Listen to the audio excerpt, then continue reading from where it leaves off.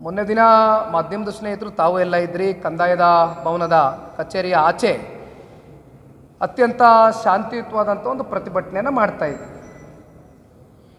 ಬಹುಶಃ VSSN ಅಂತಕ್ಕಂಥದ್ದು ಭಾಳ ಸ್ಥಳೀಯವಾದಂಥ ಒಂದು ತಳಮಟ್ಟದ ಒಂದು ಚುನಾವಣೆಗಳು.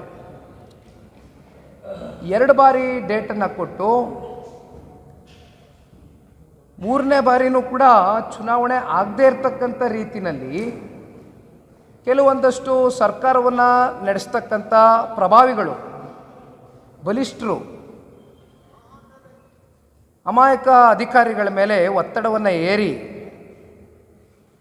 ಚುನಾವಣೆ ಆಗದೇ ಇರತಕ್ಕಂಥ ರೀತಿಯಲ್ಲಿ ಸಾಕಷ್ಟು ಕಾರಣಗಳು ಕೊಟ್ಟು ತಪ್ಪಿಸ್ಕೊಂಡ್ರು.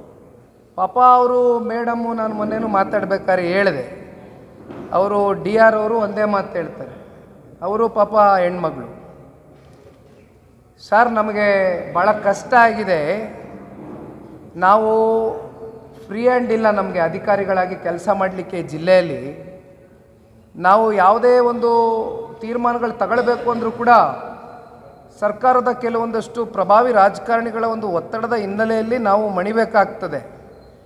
ದಯಮಾಡಿ ನಮ್ಮನ್ನೆಲ್ಲರೂ ಟ್ರಾನ್ಸ್ಫರ್ ಮಾಡಿಸ್ಬಿಡಿ, ಇನ್ಯಾರನ್ನಾರು ಹಾಕೊಳ್ಳೋಕ್ಕಾದರೆ ಸಾಧ್ಯ ನೋಡಿ, ನಮ್ಮ ಕೈಯಲ್ಲಿ ಆಗ್ತಾಯಿಲ್ಲ, ಉಸಿರುಕಟ್ಟು ವಾತಾವರಣ ಅಂತ ಪಾಪ ಅವರು ಹೆಣ್ಮಗಳು ಹೇಳ್ಕೊಳ್ತಾರೆ.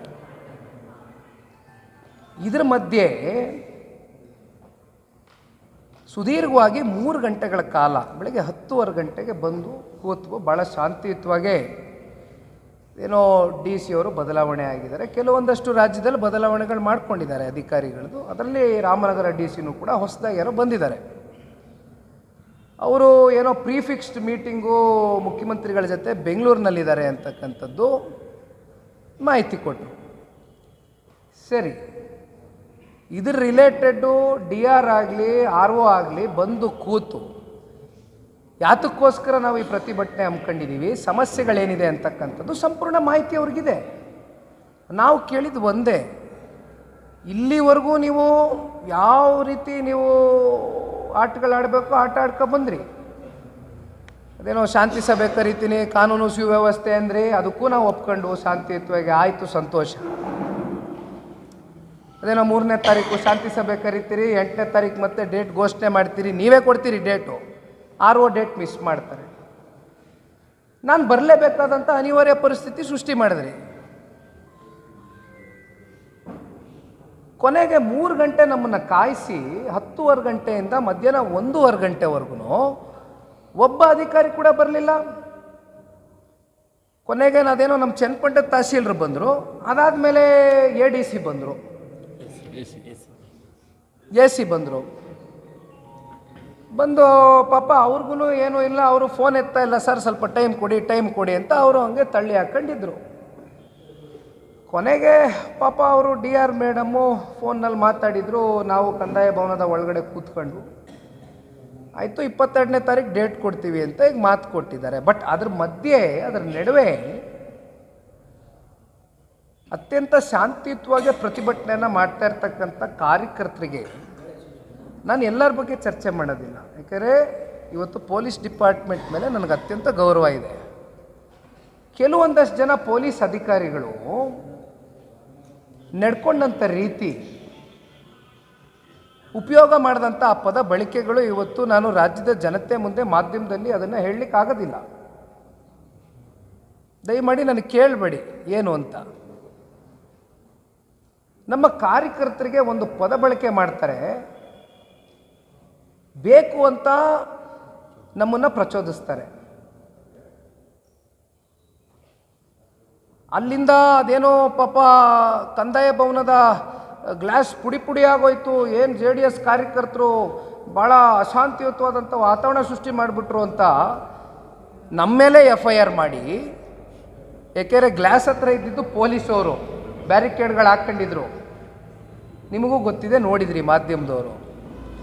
ಗ್ಲಾಸ್ ಹೊಡೆದಾಕಿದ ಮಹಾನ್ ಭಾವರು ಯಾರೋ, FIR ಅಂತೂ ಪಾಪ ತೆಗೆದು ನಮ್ಮ ಕಾರ್ಯಕರ್ತರ ಮೇಲೆ ಮಾಡಿಬಿಟ್ರಿ.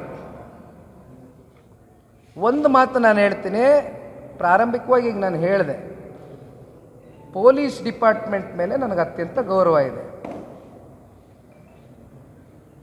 ಇದು ದೇವೇಗೌಡರ ಕಾಲದಿಂದನೂ ಕುಮಾರಣ್ಣನ ಕಾಲದವರೆಗೂ ಅಧಿಕಾರಿಗಳಿಗೆ ಅತ್ಯಂತ ಗೌರವದಿಂದ ಕಾಣ್ತಕ್ಕಂಥ ಸಂಸ್ಕೃತಿ ನಮ್ಮದು.